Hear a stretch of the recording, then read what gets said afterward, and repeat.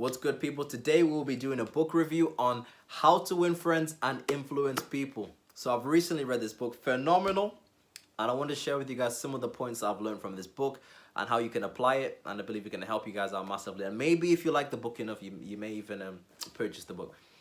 Maybe even start a book club, who knows. Okay, so let's begin. So the first thing that I wanted to share with you guys I learned from this book is never to criticize people, because criticism doesn't work. Now, oftentimes when you criticize people, you do it because you want to bring about a change in a particular person's behavior. But it doesn't work, not long term. Short term, people may comply when you criticize them, but long term, what happens is that they just harbor resentment and then they go about and do what they want to do anyway. Because the thing about human nature is that it's indicative of people to rarely ever see themselves as the villain in their own story, right? Nobody sees themselves as the villain, right? It's never really my fault. I'm innocent, right? You go to prison, everybody's innocent. It's not my fault I'm here, right? They don't. People rarely ever take accountability. So ironically, actually, before I even did this video, I was watching Breaking Bad, and I've been watching You as well. Season 3 is coming out in You. It's exciting times ahead. But both of these shows show good examples of human nature. And in Breaking Bad, main character, right, Walter White, we just watched this guy for multiple seasons kill different people. He's selling meth to the masses. But in his mind, he justifies himself as a good guy. He's messing with the Mexican drug cartel. So with Turco and Ese, he's making all these people angry, right? But eventually when his missus confronts him about the drugs that he's doing, the meth that he's selling, he's like, he doesn't say like, my bad, I was wrong. All he does is he goes, you know, it's not my fault, babe. I was doing it for you. I was doing it for us. You know, baby Holland needs a graduation money, right? Yeah, Walter Jr., he needs graduation money, wedding money, whatever. He doesn't take accountability. Right? He gets his back up when somebody tries to come at him. Same thing. You do it, I do it. Human nature. Whenever somebody tries to attack you, your manager tells you you're not working hard enough. You say, it's not my fault that I'm not getting the results. Right? I didn't get the correct training. Right? People rarely ever take accountability, which is why criticism doesn't work. So one thing you can do instead to get somebody to change particular behavior is praise the quality in them that you want them to express more. Praise the thing, because when you praise it, you get better results. So oftentimes we're taught that, you know, the best way to do it is to sandwich it. So you tell them two good things, then you tell them that, the one thing that you want them to change. All right, so you tell them, like, for example, let's say you've got a kid called John, and you want John to do better in school. You want him to study harder, right? That's what you want. So you tell Johnny, John, you know what? I know that you're a smart kid. I know that, you know, you have charisma and all this, but we need you to work harder to get good grades, okay? Now, the problem with that approach is that one, you've used the word but. Whenever you use the word but, it's a disqualifier. It completely cancels everything that you've said prior to that. So all those two good compliments that you told him, you got charisma, you're a good kid, it disqualified everything because you used the word but. It gets people in the backup. So remove the word but from your vocabulary and use the word and. So in Johnny's case, let's say you want him to improve in his studies. What you can say is that, Johnny, I know that you're an intelligent kid, and I know that you can really, really apply yourself and do well. And I'm positive that if you continue to work harder with your studies and everything, your grades will improve massively. See that? I've indirectly just told him that I want him to study harder. I've praised him, which he will accept because I didn't use the word but, I've used and I've told him what I want in a positive way. And what's going to happen with Johnny is that he's going to jump up to my expectations, right? Because you've praised him, he's going to want to get more praise. So he's going to rise to your expectations. That's what people tend to do when you expect the best out of them. So that's one thing you do. You never criticize. You praise the quality in people that you want them to express more. Okay, so that's the first thing. The second thing is that allow people to feel important, because that's what people really want. People crave to feel important. Okay, like when you're in work and you're looking at your manager just wants to feel important. You know, that manager that's power tripping, making life difficult for everyone, they just want to feel important. They just want to feel like they're respected. Okay, good example, personal example. A couple months ago, I was with my friend, I won't mention him, but it came through to my gym, right? So we're gym partners, we train hard and intense whenever we're together. So he doesn't normally come to my gym, so I borrowed somebody else's code so I could let him in. Okay, so eventually something goes wrong and the gym manager finds out that I've used somebody else's code to let him in. So in the gym world, that's not a good thing. Normally they can actually just kick you out. They can just ban you from the gym for doing that. So this lady, the manager, pretty lady, she confronts us and she's like, I realized that you've done this and this and this, whatever. And she was kind of mad. She was going, she was like, you shouldn't do this. I can ban you from the gym, whatever. See, had I not read that book, that could have gone south, right? You start defending yourself. We didn't defend ourselves. We just went, you know what? Lady, you're right, you're correct, this was so wrong with us, I am so sorry, we shouldn't have done this, yada yada yada. And just by doing that and allowing her to feel important and validating her point and not being argumentative, she let us train. She just let us continue training in the gym. And the next day I bought her some chocolates and I got a card and I said, thank you, gym lady, you're the best, yada, we were wrong to use my other friend's gym, you were so right, you're the best, yada yada yada. And it was a nice sincere card, and we've been homies ever since. Ever since I gave her the card, high fives and all that. She's like, good to see you, Josh. I'm like, good to see ya. Right, we're buddies, right? All because I just allowed her to feel important. I validated her opinion, didn't argue with her.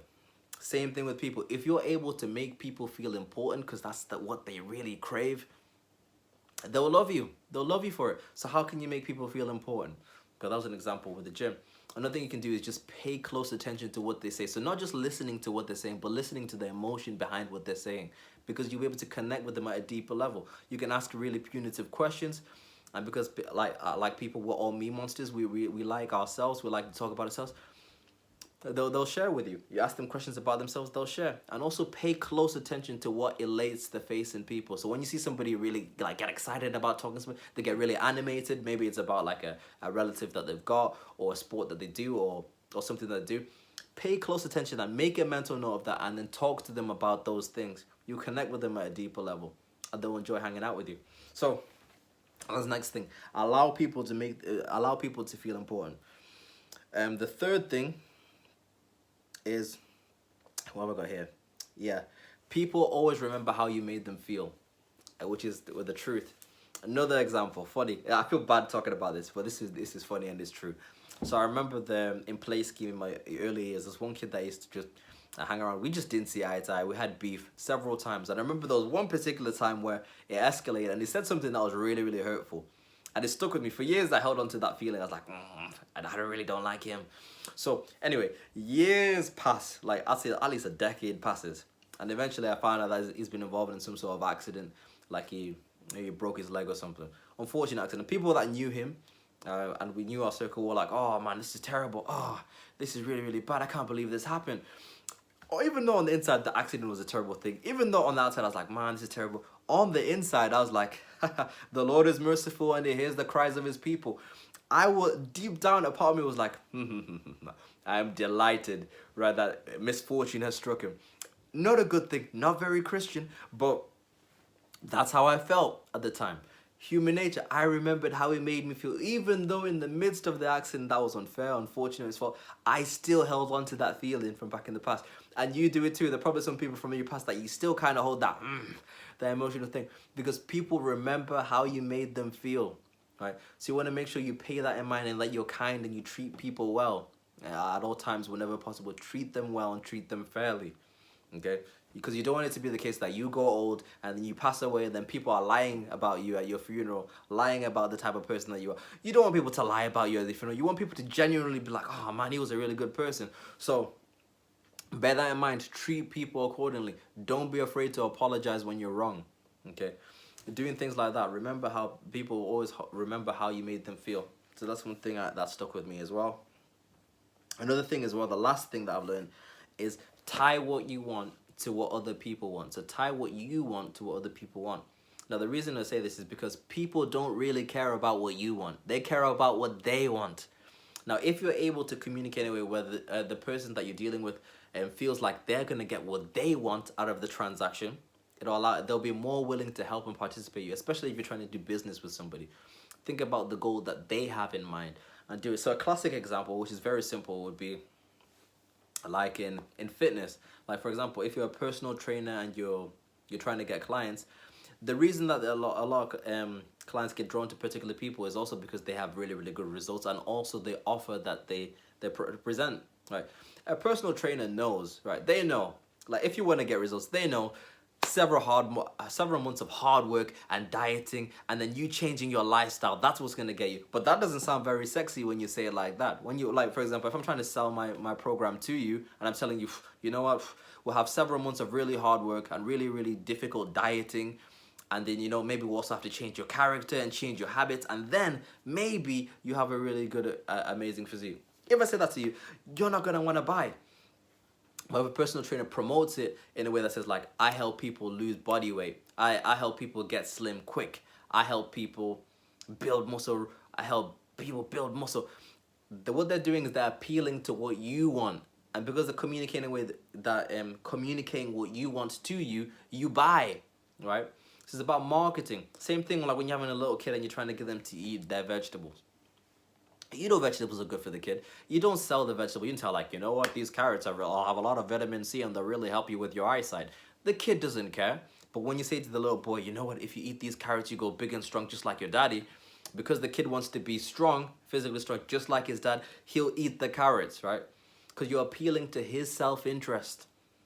So same thing when you're dealing with people. Figure out what they want and then give them what they want. Communicate in a way that appeals to them, and then they will also give you what you want. So that's what I've learned from this book. Highly recommend that you guys read it. I've given it a solid 9 out of 10. So it's very good. I never give out 10s because there's always room for improvement. Nobody's perfect, but it's very, very good. So that's the video of the day, guys. You guys take care, and we'll speak again soon. Peace.